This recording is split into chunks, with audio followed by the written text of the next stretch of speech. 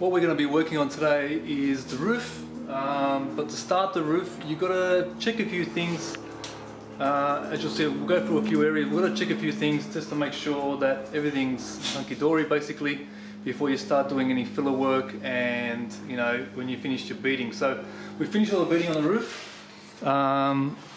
We just had to do a few little weld jobs here just to fill in a few little pinholes that I accidentally created with the Easy Bead, but it's all in epoxy again and etch. Just etched these areas here because they were bare metal. I just had to check them over, but they all seem good. As you can see, there's a bit of work that's been done there with the Easy Bead, pulling some dents out. Otherwise, it's good. It's got looks like it's got a little bit of hail damage. You might be able to pick the little shadow lines or the spots. As you can see, a little bit darker here and there. They must be hail. I can't imagine what else they would be, but they're just little dents here and there, so they just need a little skim. But what we're going to be checking today, which I've already checked actually, is the curvature of the roof. So the natural curvature of the roof. So as you can see, it sort of starts from here, starts a bit of a curve, and then it ends up sharp there. Then from about this point on till about, well, it looks like from the very end of the roof, it's got a nice gradual curve.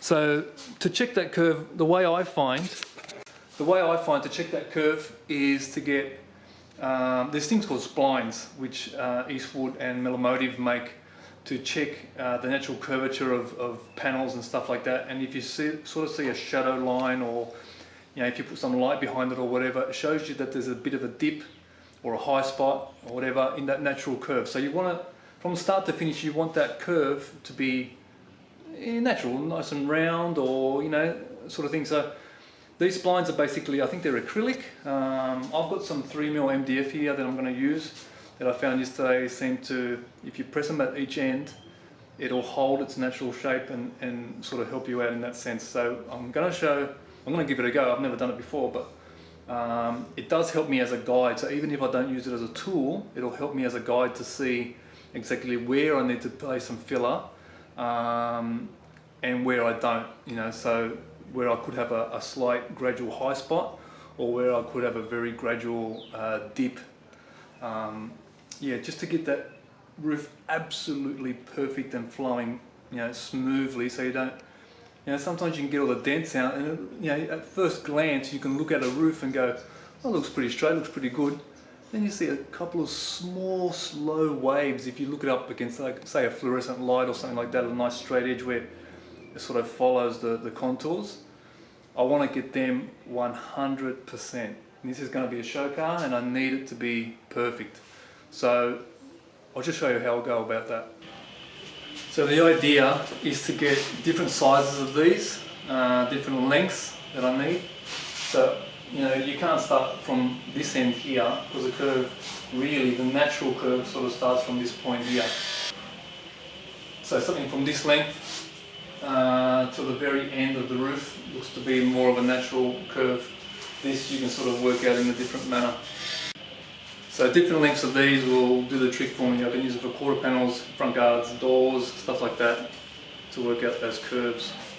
One of the main issues with these roofs is that because there's such a long flat piece, and they haven't got too much curvature, especially the TFs. If you see a TF roof compared to a TE roof seems to have a bit more curvature, especially on the edges here. So in this first sort of edge here that comes up from the drip rails, they seem to have a bit more curvature come up and then start flattening off. TFs sort of seem to be flat from the start. It's got a slight curve, but it's not much at all. So you get a bit of oil canning, so that sort of effect, where the roof skin, because there's no brace or anything behind it, tends to move quite a bit. You don't want to have that moving too much, especially, say, for instance, when you're doing things like washing the car, and you're there with the sponge or whatever, and that panel is moving up and down. You've got a good chance of stretching that roof skin and then having a weak spot or a hard spot, or even worse, the roof skin stretching so much that it creates a bulge or you know, a ripple in the panel. So I find the easiest way to get rid of that is with the roof braces. Now the roof brace in the Cortinas is basically just there as a roof brace, and then to hold the interior light. So your little interior light sort of clips into the roof brace and it holds it in place. What I found with the framework that's around the edges here on the underside of the car, it had like an allowance which Ford must have done when they built the wagons, but in about here, the section here, it's got like an allowance for another brace. So they would have used, I'm guessing, sections of frame from here to about here, and then another section, because they're all, you know, spot welded and stitched together, whatever, which would have been for the wagon. So another section would have been for the wagon from the C pillar of the sedan in a way, further back to a D pillar, which is for the wagon. So it's got like an allowance for another roof brace. So I'm guessing the wagons must have run two or whatever. But I saw that as an opportunity to put another roof brace there. So I got a spare roof brace and put another one in it. And then I thought, you know what? I might as well put another one in the front too if I can, just to stop it, you know, to give it a bit more support and a bit less chance of any movement. So I'll just show you how I've done that. Alright, so here we are in the car. So there's your roof skin there. So that's the original one here, that middle one. So that goes all the way across. As you can see, it's got a couple of bolts, you know, which isn't going to hold much, you know, if you're thinking pillar to pillar, but it does support the roof. At the moment, it's not, but I'll go into that a little bit later. So as you can see there in the frame, there's actually a cavity or an allowance for another brace. This is what I'm thinking that they had them for the wagons. So I got another roof brace, as you can see, and I put that in there. That one sits sort of snug, nice. It's not pushing against the roof skin at all. It's just sort of placed against there, so it's got a nice gap. Then I've put another one here. So I just made a couple of brackets with some welded nuts on the back of them, so I can put another bolt through and run another brace at the top here. That stops another chance of, you know, this front section of roof skin oil canning at all, moving at all. So it's really, really good. It actually works quite well. Now, let's go into the issue. Being, as you can see in this one, I've got a bit of a gap. So between the roof skin and the support, there's a bit of a gap. I need to fill that gap so that when I'm panel beating and doing any filler work, any washing of the car, any sort of thing that's going to move that roof skin, it doesn't actually move at all. So I want it to sit like that one. That one's flush and just sort of dead on. There's a little bit of a gap there, which I'm sure I can fix. This one is pretty much the same. Nice and flush and resting against the roof. It's exactly what I want. So I'll show you what they do. This one sort of sits here, so it's there. See? It supports it a little. That one's touching there, so there's a little bit of a gap. That's the gap that I was showing you before, but here it doesn't move. Now this one, oh, there it goes, see? And that's where it sort of rests against it. Now we don't want it doing that, so it's too much movement. The front one, rock solid. Okay, now the front one's actually even better because it's closer to this curve here, which gives it a bit of strength. But that's what I mean. See the difference? When they're flush up against, they don't let the skin move. That's what we want. Okay, so the issue we had originally is that this roof brace wasn't bent perfectly to the same shape as the roof. It was actually, what was it doing? It was peaking in the center, that's right. So it had sort of a bend like that, if you're facing it that way. So too much of a peak right in the center, right here. And then it had gaps on the edges. So what I've done now, I've taken it out, given it a little bit of a bend, and got it to look basically exactly like the curvature of the roof as it's relaxed. So as the roof is relaxed at the moment, it's got that same amount of gap, which seems to be close to 10 mil or whatever, all the way along it. Right, so that's what we want. Now, what I'm thinking of doing is sandwiching something in between there. So the idea is to put some stick-on sound deadener or body deadener, which is the, like the Dynamat stuff. Put that between the brace, stuck onto the brace, not onto the roof. Stuck onto the brace, between the brace and the roof. Gives a little bit of sandwiching, cushioning sort of effect, but also doesn't absorb any moisture, anything like that. So I didn't want double-sided foam or anything like that. I wanted something that wasn't going to attract moisture at all. And that'll create the thickness, a little bit of soft, it's just like sponging in a way as well, because it's not overly hard, it's made out of bitumen, but it still supports the roof. Any gaps on the other ones, do the exact same thing. Put a sheeting, layer of body deadener on them and bolt them back up. Okay, so that'll all work as support, but the main thing was I needed to get that shape right because it was peaking in the centre. Now, at first glance, you look at it, it was like that can't be doing much. It's metal. It was actually bowing just enough. So when I checked it with the free mill wood or spline, whatever you want to call it, to check the curvature, it wasn't natural. It was showing a high spot right across where the brace was. So you need to get all that sort of stuff done first and right before you start any of your bodywork, because you might be doing your bodywork and it's all for nothing, because as soon as you put your roof brace on, it's going to bow it all again anyway. So they're all things to consider and to look into before you start doing your filler work and any of your sanding. So if you've done all your panel beating or whatever, get all that done, all your heat shrinks and all that sort of stuff. Like I said, I'm not going to bother heat shrinking that too much. I'd probably actually end up ruining it, or making it worse, because I'm not overly experienced with doing that sort of stuff. So you're best off just using what you've got. You've got a brace there, use the brace. It'll support it enough, it's not going to move.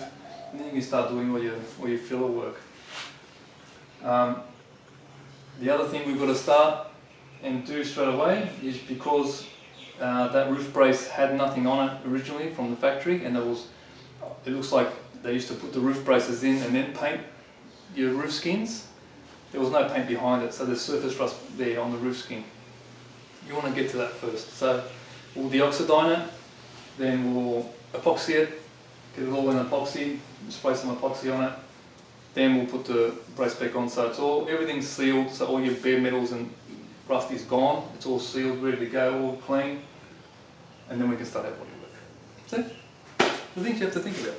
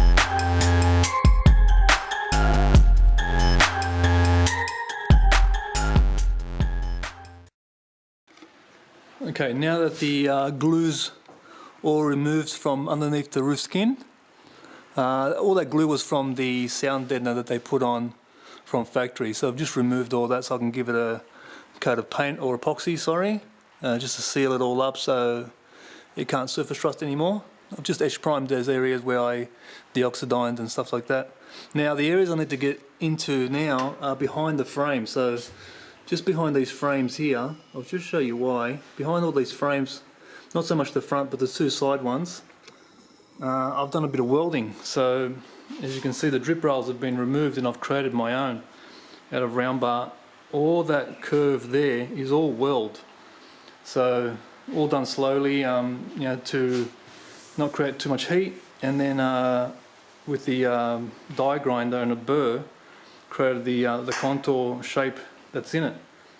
So because of creating heat, obviously it would have blistered up all the paint and everything behind it. I can't see it, so I need to coat it in something to make sure that it doesn't rust in the future or whatever.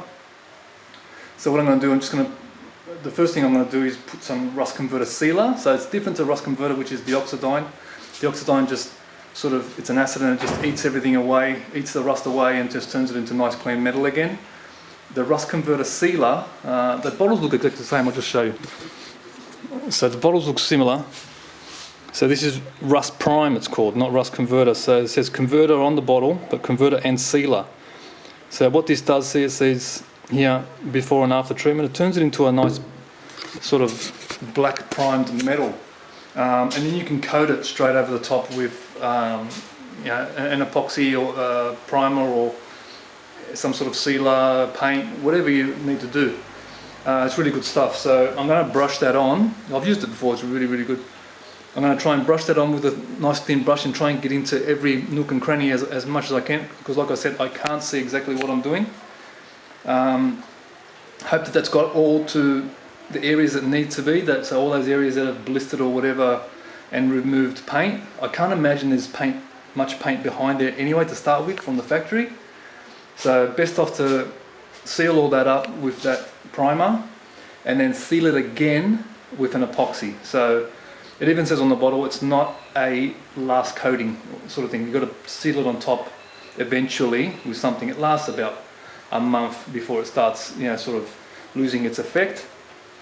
So I'll do all that, then I'll spray the epoxy, 2K epoxy on the roof skin, then with a brush and the mixed epoxy with the hardener already in it and everything, I'll use a brush and just get in there and seal it all up again, with the epoxy, with the brush, so areas that the gun can't get into and stuff like that. So let's do that now.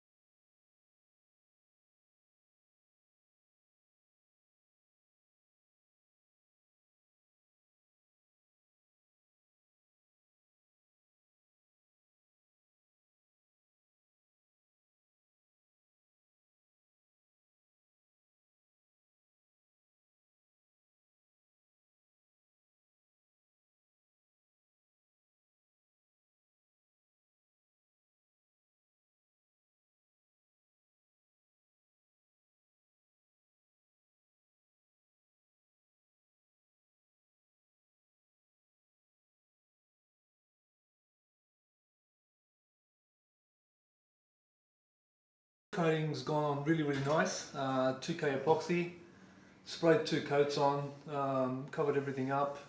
Yeah, it looks good. I've got the brush and got into all the areas that you can't really get into with the spray gun as best I can. Just having a look, you can sort of see a few little areas where I've missed, but that'll need a coating of something else later. I've been advised to use fish oil or some sort of product like that. I've got a underbody gun that's got a special nozzle, which is like on a hose. So you can sort of poke it into areas, spray, and it sprays out like a fan, sideways in a way. So I might try and get something out of that gun later, once the whole car's painted and ready to go into all the cavities and coat them all. But for now it's good to continue on with the roof work. So, okay, I'm not sure if you can see that there, but there's a gap in the center here. So these outer sections flush against the skin, they're all good. As you see, they can't get in there, but here there's a gap. There that goes all the way through, all the way along. So it's from about there to there. So the idea is to sandwich this in between, obviously stick it on, and it sort of cushion in a way as well, but close that gap up so that the skin has got some sort of support against this brace. Okay.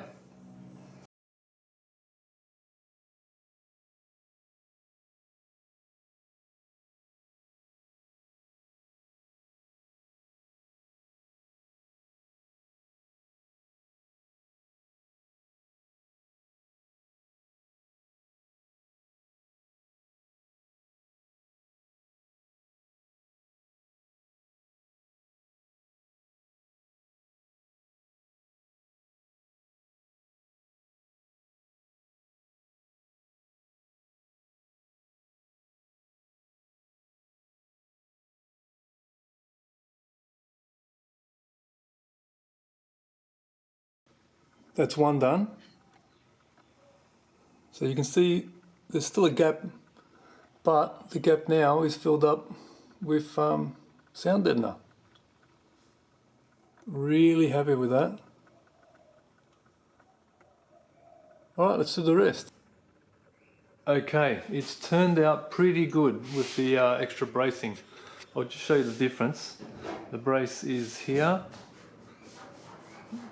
Rock solid now. Really nice. There's another brace here.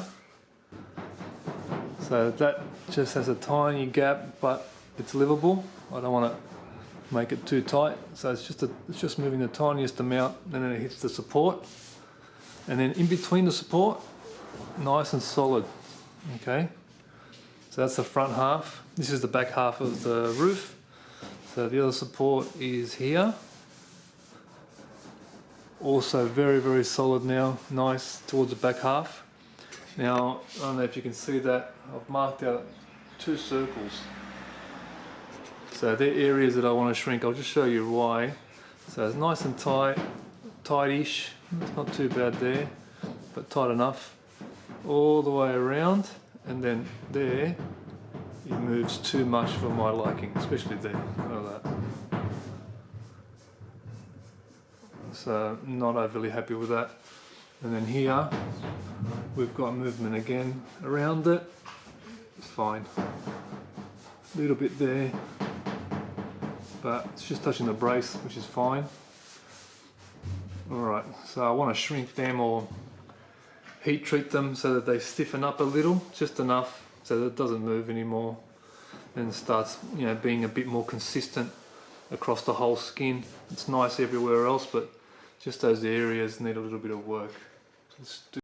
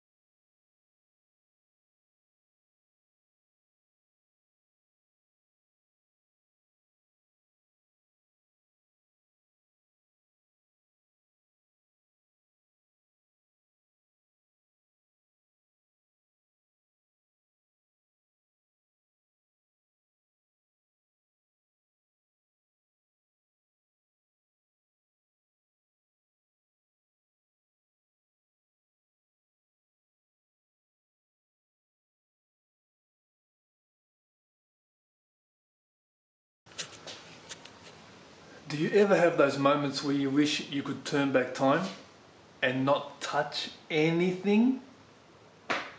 Man, I'm having one of those moments. I'm not going to bother heat shrinking that too much. I'd probably actually end up ruining it, you know, or making it worse, you know, because I'm not overly experienced with doing that sort of stuff. Look at the amount of work. And all for nothing. Not for nothing, worse. I don't know if you can see that. It moves so easily now. It's actually not any tighter at all. I started chasing my tail.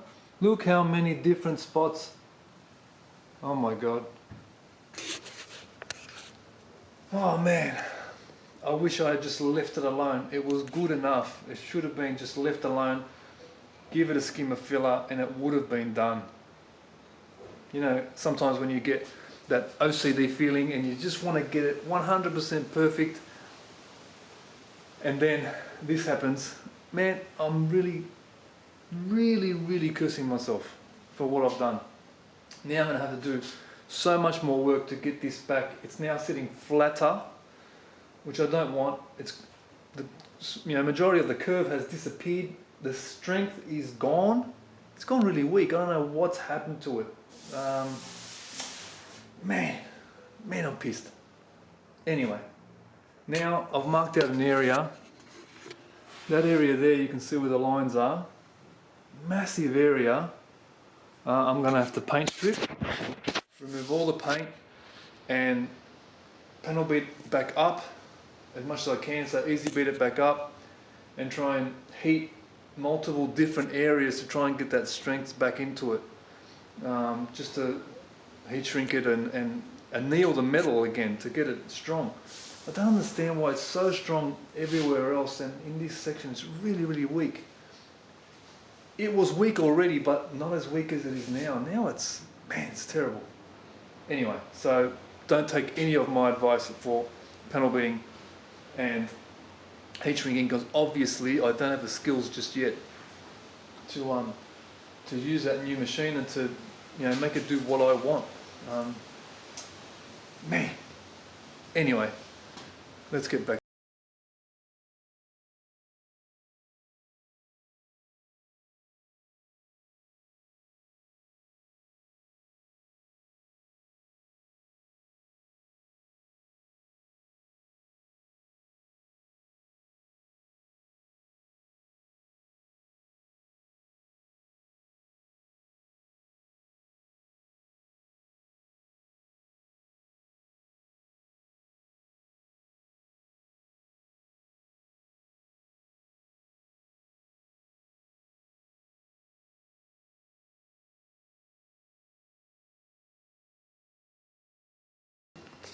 You know, the best things to do when you have moments like this,